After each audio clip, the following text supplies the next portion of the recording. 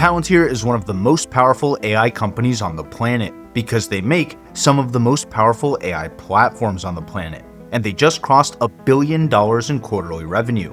But with Palantir stock more than doubling so far this year, there's really only one question left to ask. Is this the top for Palantir stock, or are their best days still to come? Your time is valuable, so let's get right into it. First things first, if you consider yourself a value investor, then this video is not for you. Palantir's price to earnings ratio is around 600, and if that's all it takes for you to ignore a generational winner, I want to respect your time. This is a once-in-a-generation, truly anomalous quarter, and we're very proud, and we're sorry that our haters are disappointed, but there are many more quarters to be disappointed, and we're working on that too.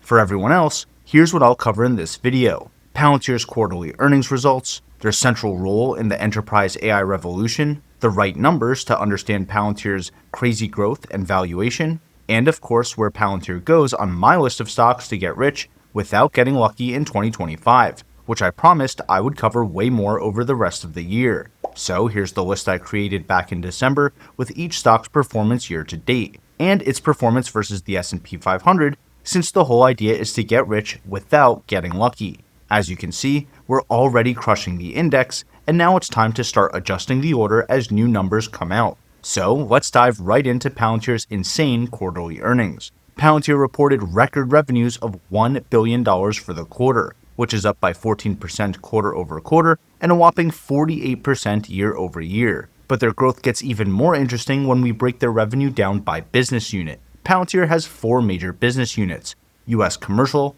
US government, non-US commercial, and non-US government. As Palantir continues to grow, investors want to watch Palantir's US commercial growth the most, since that's the largest and most lucrative market for all of their platforms. Palantir's US commercial revenue came in at $306 million for the quarter, which is up by 20% quarter over quarter and a massive 93% year over year. In my previous video covering the Figma stock IPO last week, I talked about 2 key metrics that investors should obsess over when it comes to AI software businesses: customer retention and net dollar retention rate.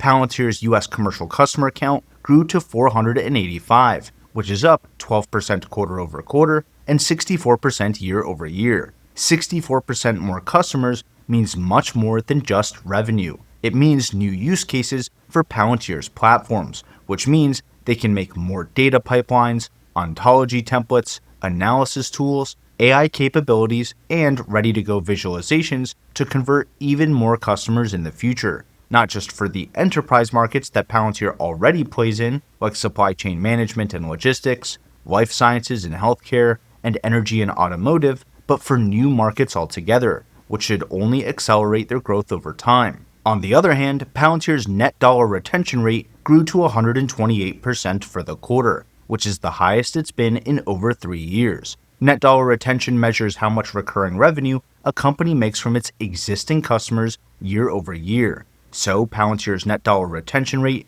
of 128% means their existing customers spent 28% more with them this year versus last. The reason that investors should obsess about these 2 retention numbers is because they multiply together. Palantir acquiring 64% more customers and growing their revenue per customer by 28% is why they're seeing such explosive US commercial revenue growth. And it's not just commercial customers. Palantir's US government revenue grew by 53%, and their overall government revenue grew by 49%, which shows just how high the demand for AI is across the board. In fact, half of all companies are already using AI, and the tech sector has shrunk by over 100,000 jobs this year alone. That sounds scary, but what the media isn't reporting is that these same companies are hiring anyone who understands AI. The same is true if you're freelancing or if you run your own business like I do. AI is not optional. It's a competitive advantage that you either have or you don't.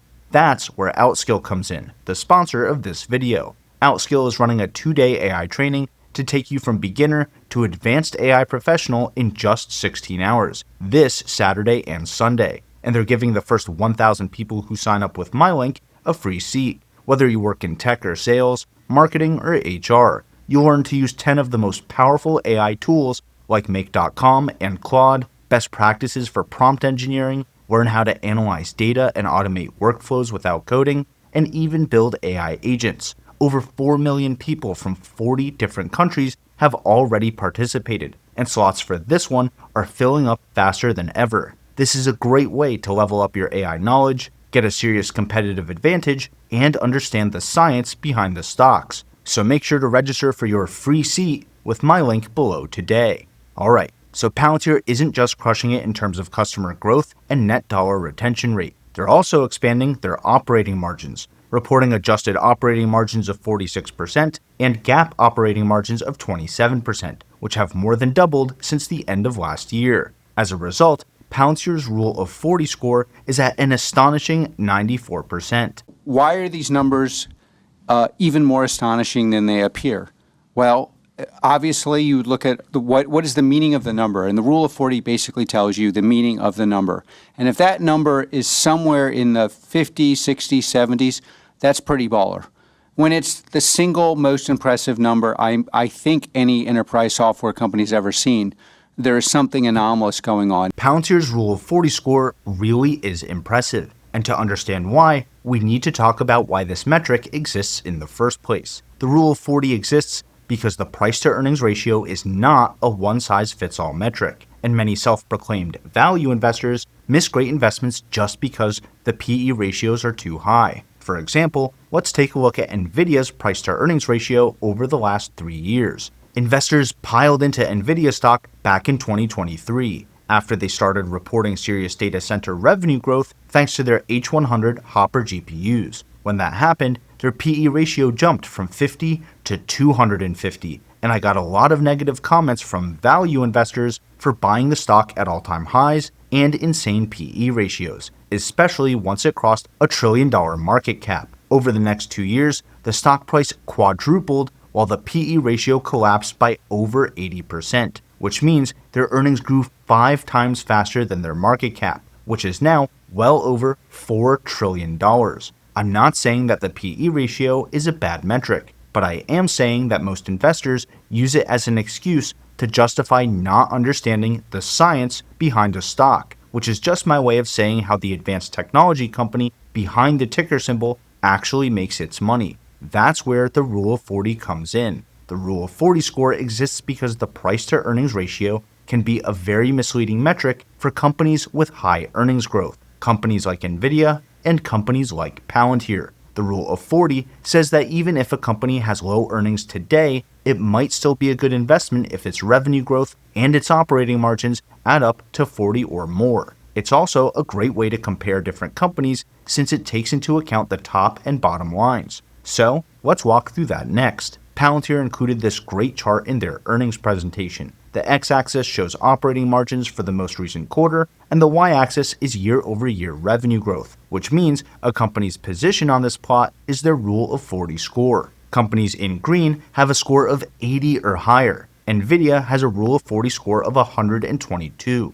Palantir's Rule of 40 score is 94, since their revenue grew by 48%, and they have adjusted operating margins of 46%. Eli Lilly has an 89, Taiwan Semiconductor has an 88, and Visa has an 83. Companies in white have a score of 40 or higher, which is still excellent. Meta has a 75, Broadcom has a 72, Microsoft has a 67, Google and Oracle each have a 52, Netflix has a 51, and Apple has a Rule of 40 score of 43. And companies in gray have a Rule of 40 score below 40. I don't really cover stocks in this category except for Amazon. Amazon has a score of 29, but Amazon Web Services by itself has a score of 50, which is much more competitive. Keep in mind that these are adjusted operating margins, so you'll see slightly different numbers depending on the company and the earnings call. For example, nvidia actually has a score of 128, since they had 69% revenue growth and around 59% operating margins.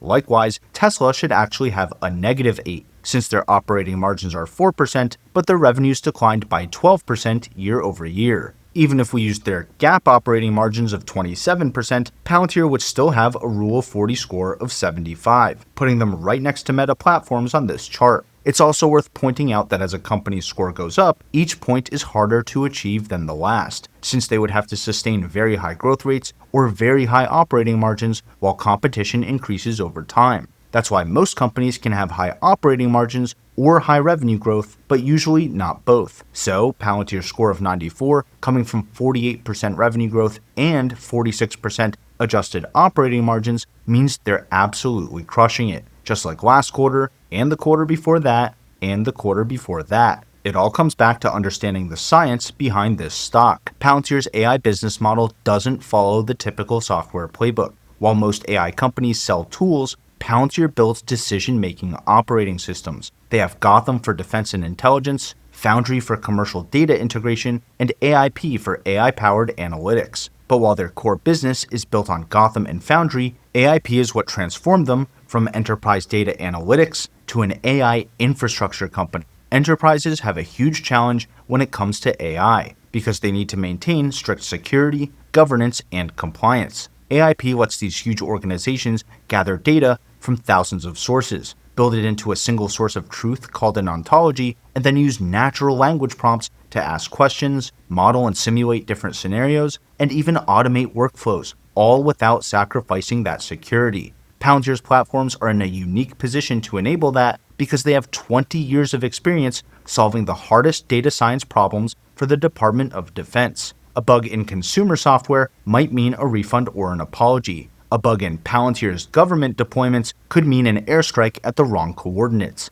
That's why manufacturing companies trust Palantir Warp Speed, which is their operating system to optimize production schedules, supply chains, and quality control. That's why healthcare organizations trust AIP to accelerate their clinical trials, enhance patient care, and streamline regulatory compliance. That's why financial services trust Foundry to assess their risks in real time, detect fraudulent transactions, and trust Palantir with their most sensitive data, while software companies that like to move fast and break things can't even get in the door. That's why Palantir's customer count and net dollar retention rate keep climbing. That's why Palantir has a Rule of 40 score of 94, with high growth revenues and operating margins. That's why it's so important to understand the science behind this stock. Alright, this was easily one of Palantir's best earnings calls yet, but the stock price is up by an insane 600% since this time last year, and it's now over $170 per share, which means there's really only one question left to ask. Is it too late to buy Palantir stock, or are their best days still to come?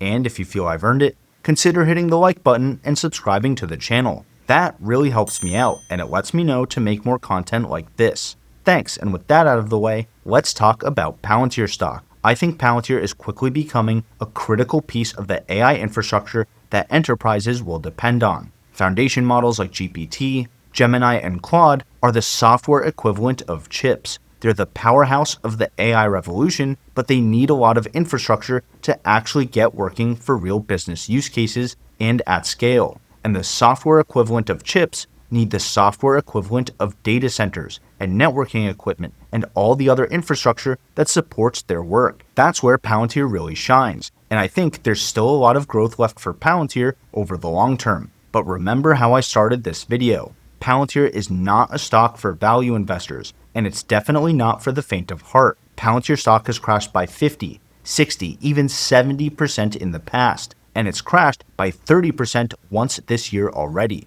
Seriously, be careful and know your own risk tolerance, especially at these prices. For me personally, here's where Palantir goes on my list of stocks to get rich without getting lucky. I still think nvidia is the king when it comes to AI, and I don't see that changing anytime soon, thanks to their Blackwell and Blackwell Ultra GPUs, the massive reach of their CUDA ecosystem, and all the AI software and hardware platforms they've built on top of it. nvidia reports earnings in a couple of weeks, and I'll definitely cover them in a video just like this one, so stay tuned for that. Google is a close second, because they have a massive portfolio of products, services, and software already benefiting from AI, including their TPU accelerators in Google Cloud, the Android operating system, Google Gemini, Chrome, Workspace, and YouTube. The list of amazing businesses goes on and on. But there's no doubt that Palantir is now a tech giant itself, and they're capturing a massive total addressable market. It was my best performing stock in 2024, and it's already up by well over 100%